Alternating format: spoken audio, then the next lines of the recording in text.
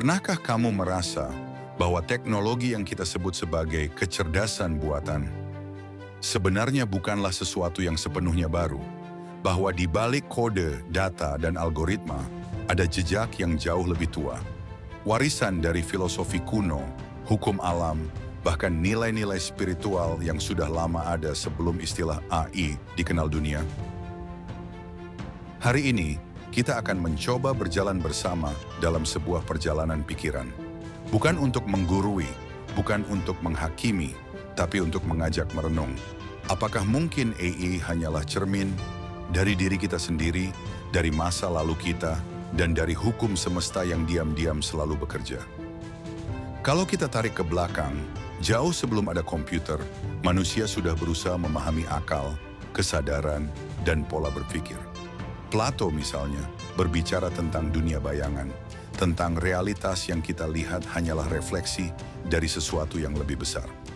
Di timur, filsuf Tiongkok kuno bicara soal keseimbangan yin dan yang, hukum alam yang selalu berpasangan. Dalam tradisi Islam, para ilmuwan seperti Al-Farabi, Ibnu Sina, hingga Al-Ghazali membahas akal, ilmu, dan kesadaran dengan kedalaman yang luar biasa. Sekarang apa yang mereka renungkan itu seakan hidup kembali dalam bentuk algoritma. AI mencoba meniru cara manusia berpikir, cara manusia mengenali pola, bahkan cara kita memprediksi masa depan. Jadi, bukankah seolah-olah AI adalah warisan masa lalu yang hanya dikemas ulang dengan bahasa teknologi?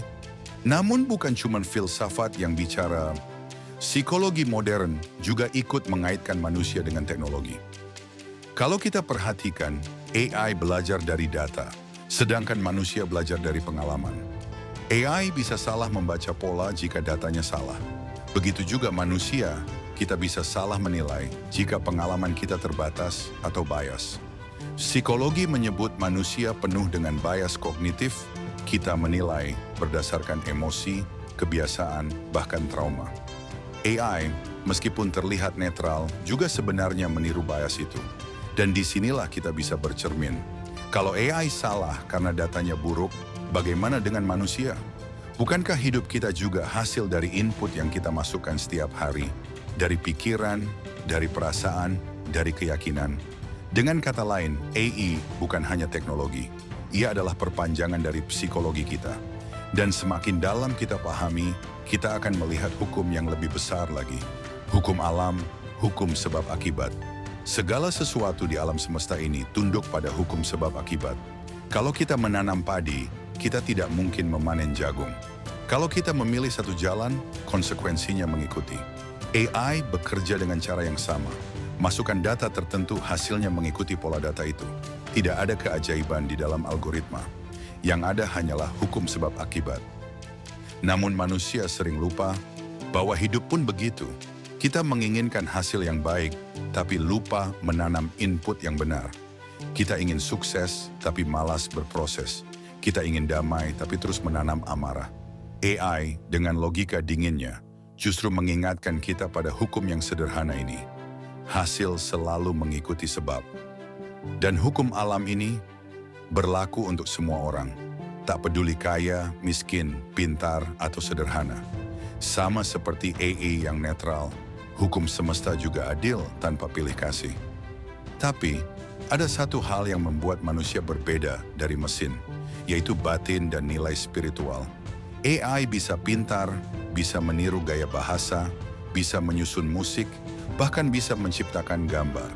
Tapi AI tidak punya ruh.